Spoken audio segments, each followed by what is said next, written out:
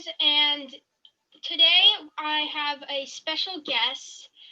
This is my Aunt Kim, and she works at the Audubon Society, and she is going to be here talking about what we can do to help composting. And I'm really glad, Ella, that you asked me to do this. And I'm also really glad to hear that you're all learning about climate change and that you're all learning about composting through this project. I have a few questions for you, if you wouldn't mind answering them. So the first questions are, what do you use to store compost?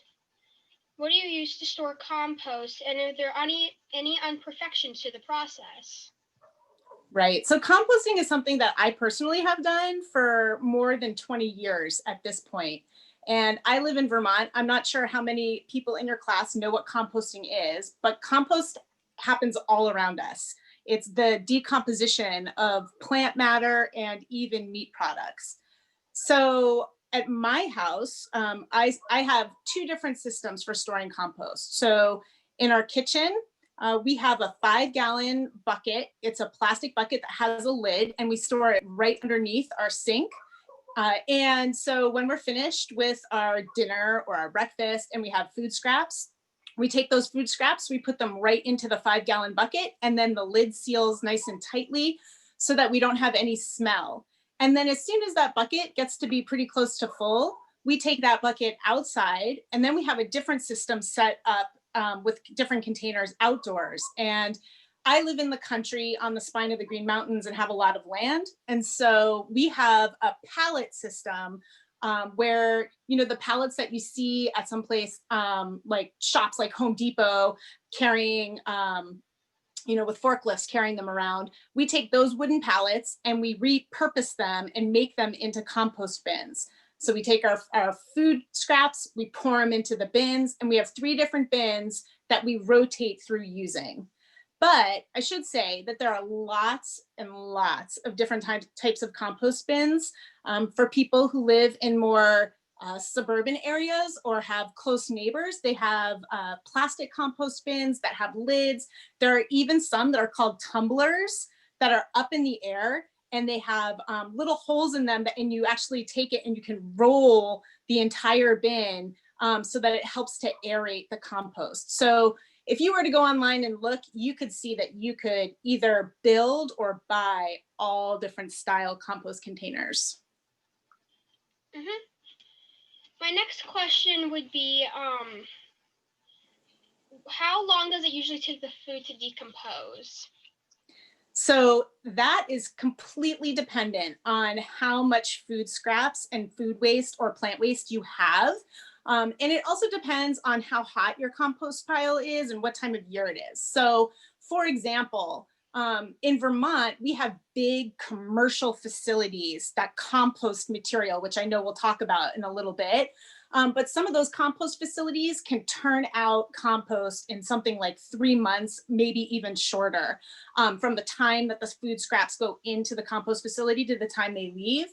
At my own house, because it's winter time right now, we put our food scraps into the compost pile. And because it's cold, all the little microbes, the microorganisms that actually do the breaking down of food, they're working very slowly right now, just because they're cold. So come spring, they'll speed up. It'll take me almost an entire year from the time I put the food scraps into my compost pile to the time that I can use them as nice nutrient-rich soil in my gardens. So it really depends.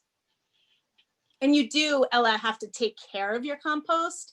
So you have to do things like, once you make the pile, you don't just want to let it sit there.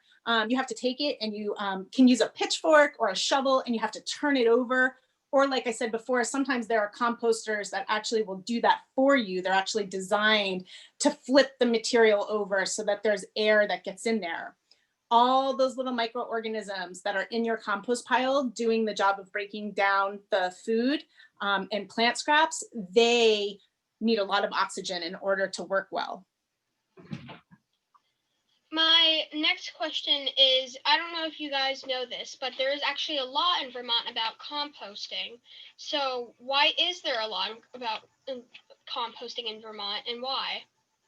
So in Vermont, in July of 2020, you're exactly right. A new law was instated in the state that said that no one is allowed to put food or plant waste into the trash anymore. And the reason that this is so important is because we figured out in Vermont that every family, about 30% of the trash that families were making was actually food waste.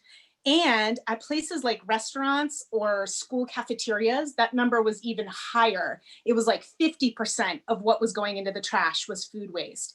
And so Vermont realized that if you take all of the people in Vermont that are throwing away trash, food scraps in particular, and all the schools and all the restaurants, that they had about 77,000 tons of food scraps that were getting thrown away. So what that meant was that all of those food scraps were going into landfills and being buried.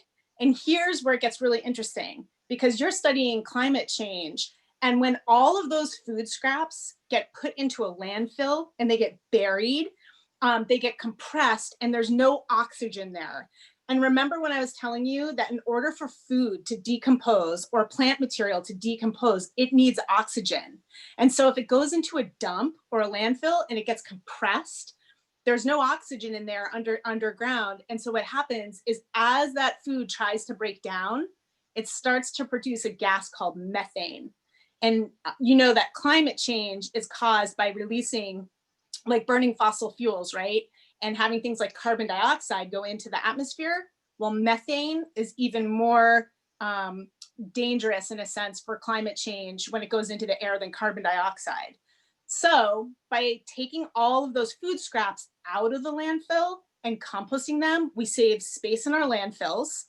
We don't create all that methane gas that gets produced when we bury the food.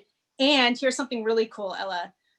There are a whole bunch of new jobs, green jobs, and by green, I just mean environmentally friendly jobs for people right now in the composting sector. So we have new facilities popping up all over Vermont right now that are big composting facilities. And in my own neighborhood, there's a small group of people who have formed a new composting pickup where they'll come to your house and they will pick up your compost curbside the same way that you put out like trash and recycling to get picked up.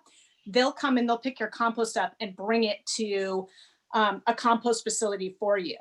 So for all of those reasons, Vermont put that law in place, and it seems to be working really well. That's good to hear.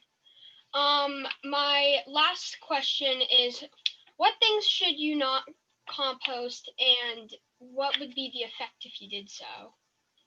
So if you're at home composting, especially if you live in a suburban area where there are lots of other people and houses around, it's best not to put meat or dairy into your compost. And that's for a couple of reasons. But the one, it starts to smell really bad, right? Anybody who's ever smelled rotting meat knows that it's like, PU, you don't want that stuff around.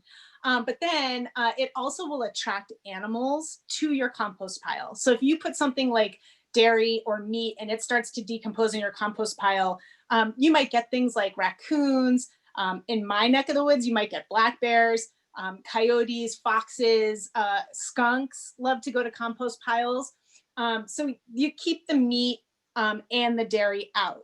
But having said that, at these bigger composting facilities, like the commercial ones I was telling you about, they can compost everything because their piles are really big and they can keep them very hot. And so they are able to decompose meat and dairy.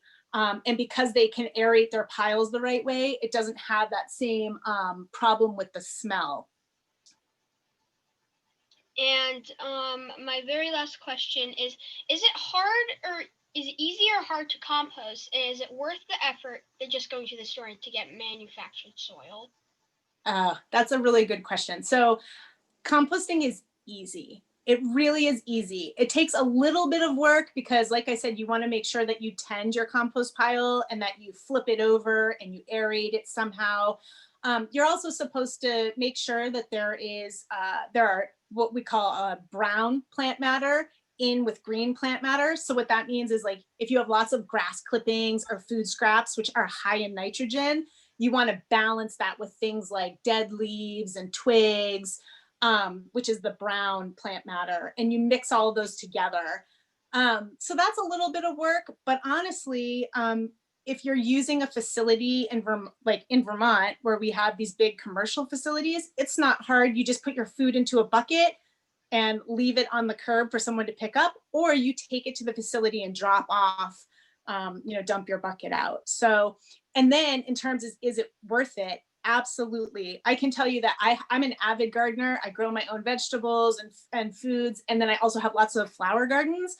And every year I use my own compost that's usually ready right about May. And I put it in my gardens, and then I don't have to buy the soil that you find at at a nursery.